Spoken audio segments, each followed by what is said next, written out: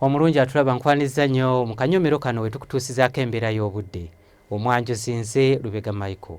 Enkuba ekyagenda mu maaso n'okutonnya mu bitundu by'eggwanga ebisinga obungi. Era we ziweredde essaawa 3 ez'enkya ya leero. Masaka yabadde wezezza enkuba yaweze milimita za 5.1 n'obutundutundu 6. Kampala milimita za 24 n'obutundu 8 so nga ate yo mu Ntebe zaweze milimita 13 n'akatundu kamu. Embeera eno yavudde ku mukuubo gw'enkuba okubeera nga gusimbye mu masekkati ga ssemazinga wa Africa omwo nga mutwalidde n'eggwanga lyaffe ekireeseewo enkuba okutonnya mu bitundu by'eggwanga ebisinga obungi.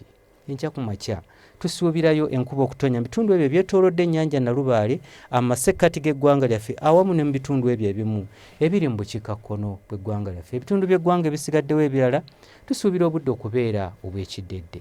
Waliwo embeera eno tugisuubira okukyuka era olw'eggulu tusuubirayo enkuba okutonnya mu bugwanjuba bw'eggwanga lyaffe nga yeetobeseemu n'okubwatuka okw'eggulu okwo kw'ossa n'ebitundu ebyo ebyetoolodde ennyanja Nalubaale gye tusuubira nti wajja kubeerayo enkuba.